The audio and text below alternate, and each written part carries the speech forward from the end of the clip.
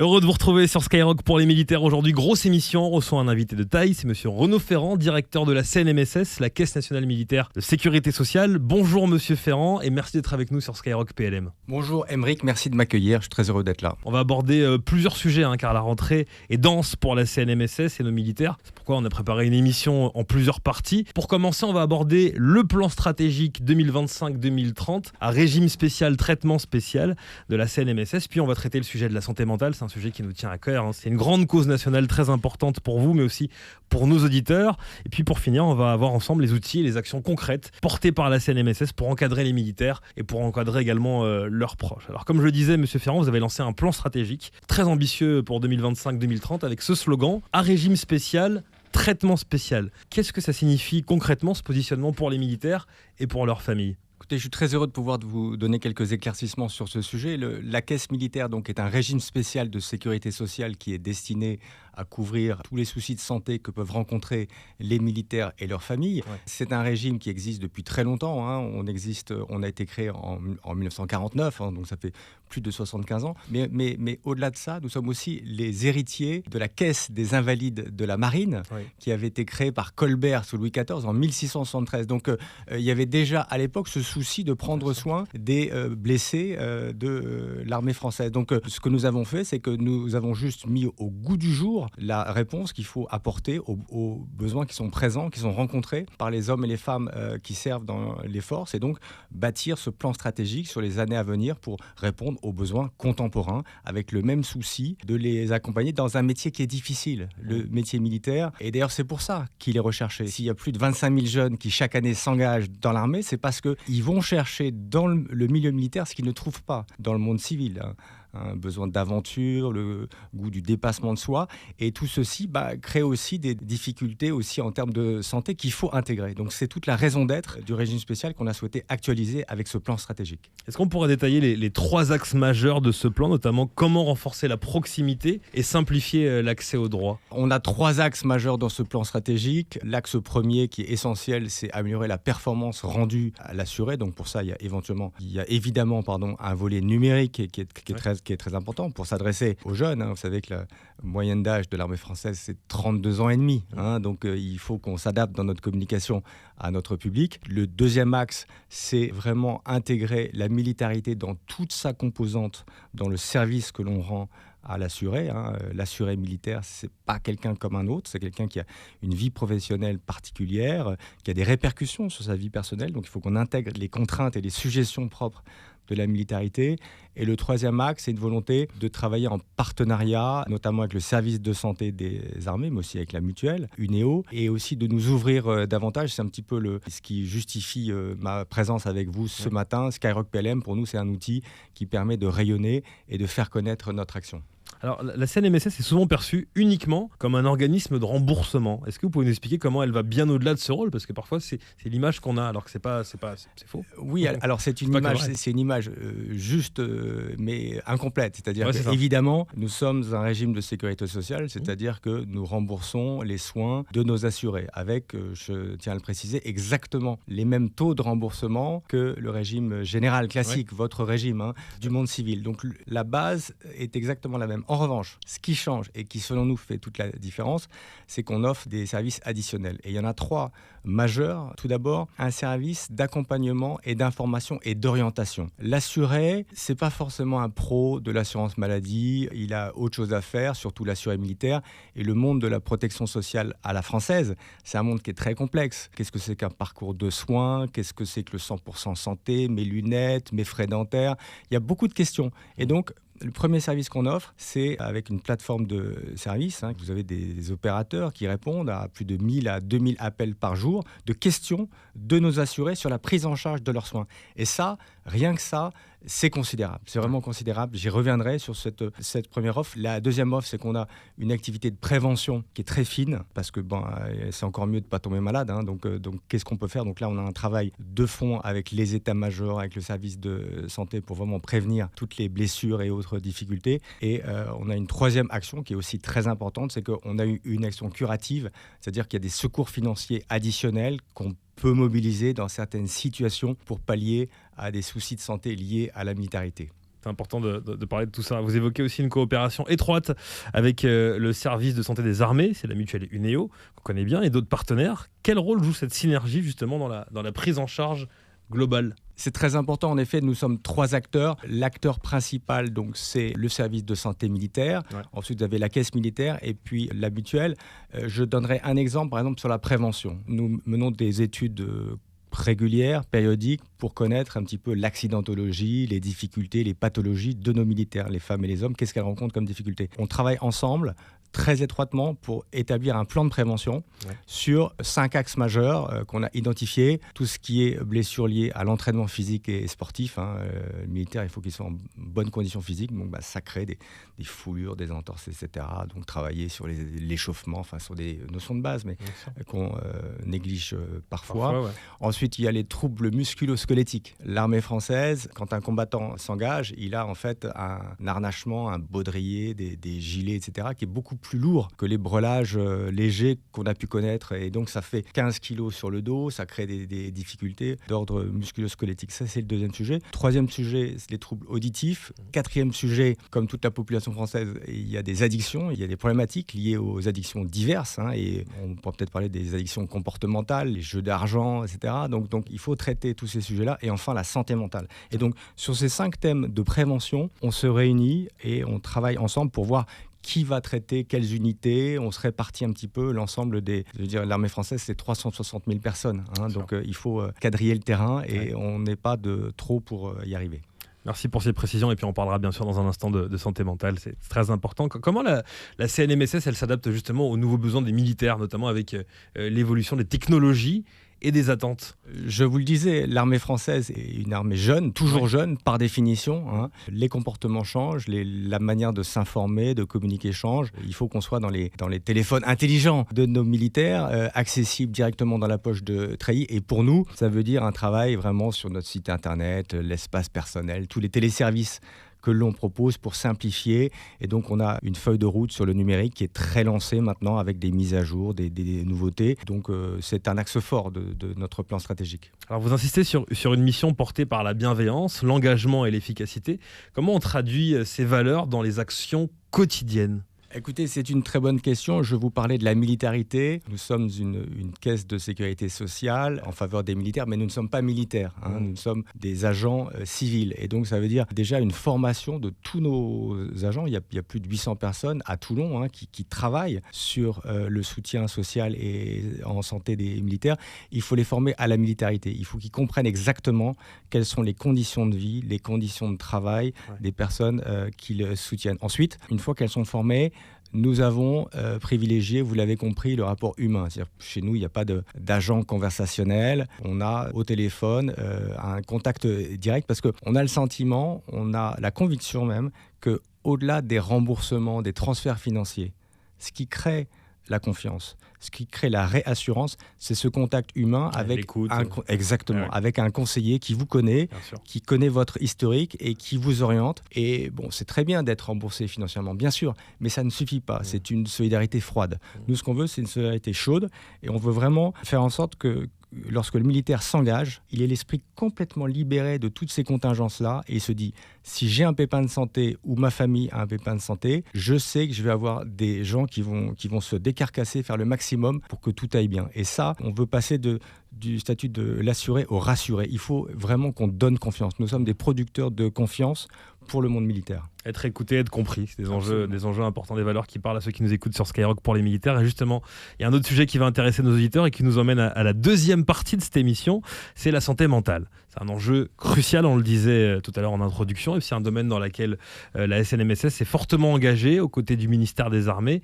Comment s'inscrit votre approche dans la stratégie nationale de santé 2023-2033 et justement, quels sont les enjeux spécifiques liés à la défense ? Merci Émeric, très bonne question. Dans la stratégie nationale de santé, il y a cet objectif d'offrir 3 années d'espérance de vie en bonne santé dans les 10 prochaines années, en travaillant sur l'environnement, en travaillant sur l'accès aux soins, qui est déjà une première nécessité, vous savez que l'accès à un médecin traitant, par exemple, est parfois une difficulté. Eh bien, à la Caisse militaire, nous avons lancé une opération qui nous permet d'avoir des médecins sur tout le territoire qui se sont engagés à accueillir dans leur patientèle des militaires. Ils ont signé une charte, qui est la charte des médecins solidaires des armées. Il n'y a pas de revenus supplémentaires pour eux, c'est un acte citoyen et patriote, mais on a 4500 médecins qui sont prêts à accueillir les militaires lorsque, suite à une mutation, ils n'ont plus de médecins traitants. Ça, par exemple, c'est un acte fort pour améliorer l'état de santé de la population. Et puis, il y a aussi tout ce qu'on souhaite faire sur la santé mentale, enjeu majeur, enjeu cardinal. Il faut que le militaire soit bien dans sa tête, c'est une évidence, s'il veut être performant, s'il veut être opérationnel. Et je dirais que c'est le socle sur lequel il faut travailler. Donc, c'est un axe fort que l'on va développer dans les années à venir. On va rentrer dans le vif du sujet, la prévention et en particulier la santé mentale qui est au cœur de votre stratégie. Pourquoi c'est si crucial d'agir en amont ? Parce qu'à nouveau, je vous le disais en introduction, il y a des difficultés particulières dans le monde militaire. Les exigences mentales, les exigences de concentration, l'engagement, la surintensité, la projection. Il y a dans le statut militaire des exigences qui sont exorbitantes du droit commun en termes de disponibilité. Ouais. Vous pouvez être appelé sans préavis, vous êtes en astreinte, vous n'êtes pas maître de votre temps. Et ça, par les temps qui courent, c'est une spécificité. Donc ça vous met dans des situations, dans des moments qui sont très exigeants. Ensuite, vous avez l'activité quotidienne. Et puis, vous avez aussi, puisqu'on parlait des spécificités, des difficultés à identifier la santé mentale, on est aussi dans un milieu qui est marqué par la retenue émotionnelle, qui est marquée aussi par une forme de discrétion ou une forme de... Il y a des normes un petit peu viriles, si vous voulez. Ouais. On ne veut pas trop... Pudeur. Exactement. Ouais. On ne veut pas mettre en avant ses faiblesses. Et ça, c'est aussi une difficulté. Donc, ce que l'on souhaite, nous, c'est un petit peu modifier ces perceptions-là. Et on est très soutenu, je peux vous le dire, par tous les états-majors qui ont parfaitement conscience de cette nécessité-là. Et donc, on pousse les feux en 2025 parce qu'on pense qu'il faut parler de ces sujets-là. Il y a eu beaucoup de choses qui ont été faites sur l'aspect curatif. Ouais. Vous savez qu'avec toutes les opérations, il y a eu un certain nombre de pathologies qui ont été identifiées. Donc là, tout le parcours de soins pour les prendre en charge, il est mis en place et il fonctionne bien. En revanche, si on peut détecter et prévenir, c'est encore mieux. C'est ça. Et 2025, pour le coup, a été déclaré grande cause nationale de la santé mentale. Quel impact ce contexte a-t-il eu sur l'action de la CNMSS auprès des militaires ? Pour nous, si vous voulez, c'est un levier important. Ce qu'on souhaite, c'est que ce thème soit banalisé, si vous voulez, que la santé mentale soit traitée comme la santé physique. C'est un élément de la condition opérationnelle, assez banal, assez simple. Donc le fait que ce soit devenu grande cause, pour nous, on arrive derrière, il y a une forme d'évidence, si vous voulez. Quel est le rôle que la CNMSS entend-elle jouer ? Est-ce que justement les principaux défis, c'est les réseaux sociaux, la technologie, l'IA, les drones, comment ça peut évoluer positivement ? Le statut militaire fait que vous avez des contraintes particulières sur l'usure mentale, sur l'engagement. Néanmoins, on a aussi des atouts, c'est-à-dire que cette donnée, elle est intégrée par le service de santé depuis longtemps. On a un service de psychiatrie des armées qui fonctionne très bien. Il y a des réseaux de psychologues, notamment dans la gendarmerie. Ce qu'il faut juste, c'est coaguler, si vous voulez. C'est faire en sorte que tout cet écosystème travaille encore plus qu'avant, qu'on facilite l'accès à des systèmes de prise en charge pour les militaires qui en auraient le besoin. Merci Monsieur Ferrand pour ces précisions. La santé mentale, on ne le répétera jamais assez. C'est un sujet majeur pour celles et ceux qui nous écoutent et c'est essentiel qu'ils sachent comment la CNMSS agit concrètement pour les accompagner. Et d'ailleurs, pour aller plus loin, on va passer maintenant à la troisième partie de l'émission. Ce sont les outils et les actions concrètes portées par la CNMSS qui a développé d'ailleurs une application qui s'appelle Pepsi. Attention à ne pas confondre avec la boisson. Et CNMSS, un outil numérique de soutien psychologique. Pepsi pour le côté psychologique. C'est assez innovant. Est-ce que vous pouvez nous présenter un petit peu justement les fonctionnalités et les bénéfices pour les militaires et leurs familles avec cette application ? Merci Aymeric. En effet, c'est une novation. C'est une nouveauté qu'on a lancée cette année, en juin. Ça fait quelques mois et ça prend très très bien. Il s'agit donc d'une application qu'on appelle Compagnon. C'est-à-dire c'est une application qui vous permet d'avoir un suivi au long cours sur votre état de santé, sur votre bien-être mental. Donc la première fonctionnalité, c'est une fonctionnalité de bilan. D'accord. Et d'évaluation. Vous êtes pris en main et on vous demande de noter un petit peu votre état de bien-être sur tout ce qui est sommeil, état de stress, etc. Et ensuite, donc, vous avez une évaluation et en fonction de votre profil, la plateforme vous propose des ressources, donc soit des tutoriels qui vous parlent des sujets qui peuvent vous préoccuper, typiquement la préparation à un départ avant un engagement, comment je l'annonce à ma famille, etc., ou toute autre difficulté, et aussi des outils, des aides à la méditation, la cohérence cardiaque. Et donc, tout ceci dans la poche de votre treillis est accessible et ça vous permet déjà d'avoir un kit de premier secours. Si en mission vous n'êtes pas en super forme, vous avez cette application qui est là, qui vous est offerte et qui vous permet d'avoir déjà quelques ressources immédiates, sachant que voilà, c'est pas la panacée absolue, mais c'est un début de prise en charge. On encourage tout le monde à le télécharger et on en reparlera sur Skyrock pour les militaires. Quels sont les événements et jalons stratégiques à venir, comme le colloque Rendez-vous de Boissière ou l'anniversaire des 80 ans de la sécurité sociale, qui permettront de mettre en lumière votre engagement? Oui, là, on va en fait organiser un colloque. C'est une nouveauté, ça s'est jamais fait, sur la santé mentale des militaires. Donc c'est a priori, on va dire un sujet un petit peu tabou, ou si ce n'est innovant, donc pour lequel on a obtenu le haut patronage du ministre des Armées. C'est pas rien, ça veut dire que cette initiative, elle est soutenue au plus haut niveau du ministère des Armées. C'est une journée qui va réunir des militaires, il y aura des grands témoins, des médecins militaires qui vont aussi prendre la parole.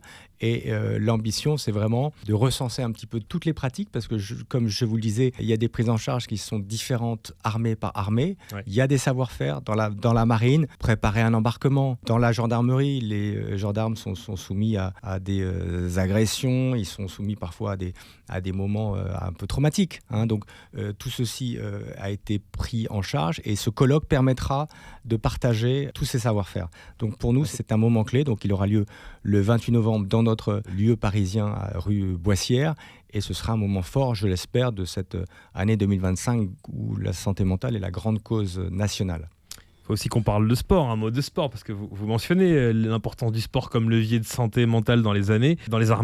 Comment la SNMSS soutient-elle cette approche intégrative corps-esprit ? Un militaire se doit d'être en bonne forme physique. C'est un prérequis, si vous voulez, pour être un soldat efficace. Et on connaît toutes les vertus du sport, à la fois sur l'équilibre des humeurs, sur une forme de bien-être, si vous voulez. Donc, à travers le sport, on pense qu'on a un levier important qu'il faut activer sur le bien-être mental. Donc, on a des idées, on en reparlera, mais on a aussi des actions très concrètes, puisqu'on propose des prises en charge, notamment d'adhésion à des clubs sportifs pour les personnes qui sont en affection de longue durée, pour les retraités qui veulent reprendre une activité, parce qu'on pense que c'est important pour eux, et de plus en plus aussi pour les militaires. On veut avoir des actions incitatives à la pratique physique, même si, je vous le dis, elle est très répandue dans les armées. Il y a certaines fonctions où il y a une forme de sédentarité qui s'instaure, et donc ils ont besoin d'un petit peu de stimulation. Mais on a beaucoup d'idées sur ce sujet, et pourquoi pas avec Skyrock PLM. On va en parler, mais Monsieur Ferrand, déjà, on a eu beaucoup d'initiatives concrètes. On en a parlé pendant cette interview qui était passionnante, avec des vrais outils pour les militaires et pour leurs proches.